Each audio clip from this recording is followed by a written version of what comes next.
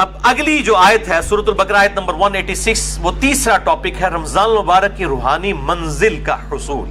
یہ بہت کریٹیکل آیت ہے، اس آیت پہ کم از کم میں 5 گھنٹے بول سکتا ہوں۔ فی البدی وَإِذَا سَأَلَكَ عِبَادِي عَنِّي فَإِنِّي قَرِيبٌ، اے میرے محبوب صلی اللہ علیہ وآلہ وسلم، جب میرے بندے آپ سے میرے متعلق سوال کرتے ہیں تو فرماؤ میں تمہارے بالکل قریب ہوں۔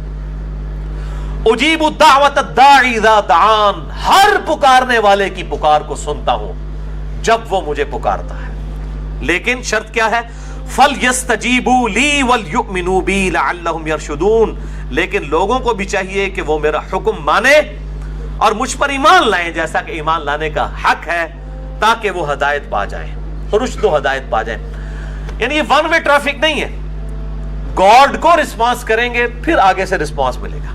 وَالَّذِينَ جَاهَدُوا فِينَا لَنَهْدِيَنَّهُمْ سُبُلَنَا، جو لوگ ہماری راہ میں کوشش کریں گے ہم ان کے لیے اپنی راہیں کھولیں گے۔ یہ نہیں ہے کہ انسان جو ہے وہ کوشش کوئی نہ کرے اور پھر کہے کہ اللہ تعالیٰ میرے ساتھ وہ والا معاملہ فرمائے، نہیں۔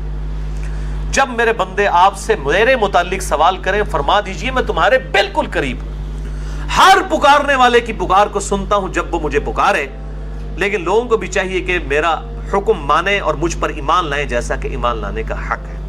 اب یہ بڑی امپورٹنٹ آیت ہے، اس کو میں نے ڈکلیئر کیا ہے انسانیت کا میگنا کارٹا۔ 13ویں صدی عیسوی کے اندر اور بعد میں پھر 17ویں صدی عیسوی کے اندر ریوائز کیا گیا۔ میگنا کارٹا ایک آئینی چارٹر تھا جو کنگڈم تھی انگلستان کی، اس کی طرف سے کہ بادشاہ پر عوام کے کیا حقوق ہیں، اور اس میں یہ تھا کہ ہر شخص کا یہ حق ہے کہ وہ بادشاہ وقت کا دروازہ کھٹکھٹا سکتا ہے۔ اسے کہا جاتا تھا میگنا کارٹا۔ انسانیت کا میگنا کارٹا یہ ہے کہ اللہ تعالیٰ فرماتا ہے کہ ہر شخص مجھ سے رابطہ کر سکتا ہے۔ جب میرے بندے میرے متعلق اے محبوب صلی اللہ علیہ وآلہ وسلم آپ سے سوال کریں تو آپ فرمائیے میں تمہارے بالکل قریب ہوں۔ اب یہ بڑا اچھا موقع تھا کہ جب میرے بندے آپ سے میرے بارے میں پوچھیں تو آپ فرما دیجئے کہ میں عرش کے اوپر ہوں۔ یہ بھی تو کہا جا سکتا تھا، جس طرح آج سلفیوں کو فکر پڑ جاتی ہے جی یہ وہ قریب کہہ دیا تو وہ کہیں وہ وحدت الوجود نہ ہو جائے، فلاں نہ ہو جائے، یہ نہ، یہ تو بڑا خطرناک موقع تھا، یہاں تو یہ بات ہی نہیں کرنی چاہیے تھی۔ تو اس لیے میں نے اس اعتبار سے بڑے ہی ایکسٹریم رویے ہیں جہمیہ کی طرف سے بھی اور آج کے بعض سلفی علماء کی طرف سے بھی، یہ بہت ایکسٹریم رویے ہیں۔ اللہ تعالیٰ اپنے عرش پر مستوی ہے جیسا کہ اس کی شان کے لائق ہے، اور وہ عرش پہ ہوتے ہوئے ہمارے ساتھ ہے جیسا کہ اس کی شان کے لائق ہے۔ اس کی تعویل کرنا جو ہے 11,000 وولٹ کو ہاتھ ڈالنے والی بات ہے، ورنہ صحیح مسلم میں حدیث ہے کہ ہر شخص کا دل رحمان کی 2 انگلیوں میں ہے۔ یہ کہتے ہیں جی وہ اگر آپ کہیں گے اللہ ہمارے ساتھ ہے، جب آپ ٹوائلٹ جاتے ہیں اس وقت بھی اللہ ہوتا ہے، تو ان سے آگے پھکی والا سوال کریں کہ جب آپ ٹوائلٹ میں جاتے ہیں اس وقت رحمان کی 2 انگلیوں میں اللہ آپ کا دل ہوتا ہے؟ اب تو آپ الفاظ کو نہ پھر تعویل نہ کریں، یہ بڑا خطرناک معاملہ ہے۔ یہاں پہ بھی دیکھیں جب میرے بندے میرے بارے میں پوچھیں تو فرماؤ بالکل قریب ہوں تمہارے۔ کیسے قریب ہوں؟ جیسا کہ اس کی شان کے لائق ہے۔ اس حوالے سے ایک میرا کلپ ہے جس میں نے حنفیوں اور سلفیوں دونوں کے ایکسٹریم رویوں کا رد کیا ہے، کیونکہ حنفی بعض کا بالکل جہمیوں والا عقیدہ پروپیگیٹ کرتے ہیں اور بعض سلفی، ساروں کی نہیں میں بات کر رہا، بعض سلفی جو ہیں بالکل مجسمہ والا عقیدہ پروپیگیٹ کرتے ہیں۔ میرا ایک کلپ ہے یوٹیوب پہ، آپ لکھیں رومن میں اللہ کہاں ہے یا انگلش میں لکھ دیں ویئر از اللہ، سب سے ٹاپ پہ میرا وہ کلپ انشاءاللہ کھل جائے گا جس میں میں نے میرا خیال 12-13 منٹ میں یہ معاملہ کلیئر کیا ہے۔ تو میں یہ کسی موقع پہ بھی نہیں چھوڑوں گا کہ میں یہ ضرور ایڈریس کروں گا کہ اللہ تعالیٰ کے بارے میں عقائد اس طریقے سے پروپیگیٹ نہ کریں کہ وہ قیامت والے دن تواڈے گاٹے فٹ ہو جان۔ بالکل اللہ تعالیٰ عرش پہ ہے جیسا اس کی شان کے لائق ہے، الرحمن علی العرش استوى، اور قرآن میں نحن اقرب الیہ من حبل الورید، ہم تمہاری رگے جان سے بھی زیادہ تمہارے قریب ہیں جیسا کہ اس کی شان کے لائق ہے۔ تم 3 نہیں ہوتے، چوتھا وہ تمہارے ساتھ ہوتا ہے، تم 5 نہیں ہوتے، چھٹا وہ تمہارے ساتھ ہوتا ہے، وَهُوَ مَعَكُمْ أَيْنَمَا كَانُوا، تم جہاں کہیں بھی ہو تمہارے ساتھ ہوتا ہے۔ کیسے ہوتا ہے؟ جیسا کہ اس کی شان کے لائق ہے۔ آپ کیوں اس میں انجینئرنگ کرنے کی کوشش کر رہے ہیں، اس کی ڈیٹیلز میں جانے کی؟ اللہ کی صفات لَيْسَ كَمِثْلِهِ شَيْءٌ، اللہ کی مثل کوئی شے نہیں، نہ جہمیہ بنے نہ مجسمہ بنے۔ یہ بہت خطرناک معاملہ ہے اور اس میں ڈر جانے کا مقام ہے۔ اب یہ روحانی منزل ہے کہ رمضان کی آیات کے بیچ میں یہ آیت کیوں ڈالی گئی ہے کہ جب میرے بندے تم سے میرے متعلق پوچھیں تو فرماؤ میں تمہارے بالکل قریب ہوں، ہر پکارنے والے کی پکار کو سنتا ہوں۔ کیوں؟ دیکھیں انسان جس ہستی کے لیے قربانیاں کر رہا ہوتا ہے، انسان کی یہ خواہش ہوتی ہے کہ میرا اس کے ساتھ کوئی تعلق قائم ہو جائے۔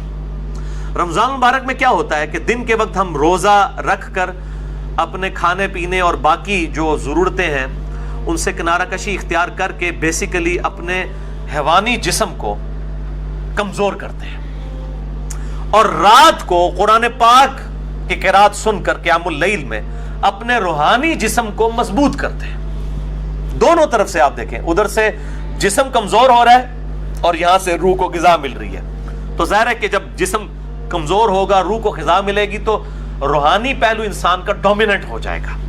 پھر اس کے بعد اندر سے خود یہ آواز اٹھے گی، صحابہ سے اٹھتی تھی کہ جس رب کے لیے ہم قربانیاں کر رہے ہیں وہ رب کدھر ہے؟ وَإِذَا سَأَلَكَ عِبَادِي عَنِّي فَإِنِّي قَرِيبٌ، اے میرے محبوب صلی اللہ علیہ وآلہ وسلم، جب میرے بندے آپ سے میرے بارے میں پوچھے تم فرماؤ میں تمہارے بالکل قریب ہوں، کوئی ٹینشن نہ لو، جس رب کے لیے قربانیاں کر رہے ہو نا وہ ہر وقت تمہارے ساتھ ہے، تمہاری قربانیاں رائے گاں نہیں جائیں گی۔ یہ دن کے وقت بھوک کی تکلیف، پیاس کی تکلیف برداشت کرنا اور رات کو جگراتا کاٹنا قیام اللیل کر کے، یہ قربانیاں رائے گاں نہیں جائیں گی۔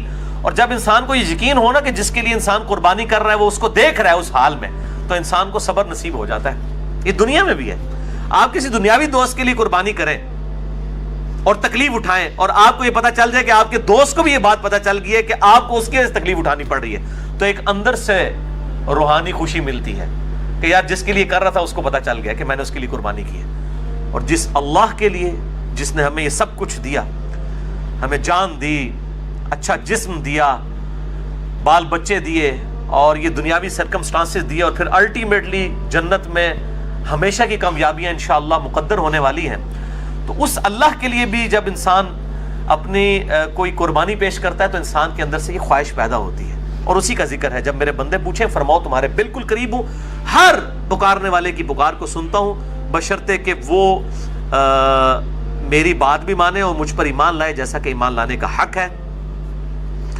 اسی کانٹیکسٹ میں دو لیکچر بڑے امپورٹنٹ ہیں۔ مسئلہ نمبر 3 دعا صرف اللہ ہی سے، اس میں بھی میں نے اس کو ایڈریس کیا تھا، اور اسی کی ایکسٹینشن ہے مسئلہ نمبر 43 وسیلہ اور توسل کے صحیح احکام و مسائل، اور آج اس کی ڈیٹیل میں نہیں جاؤں گا۔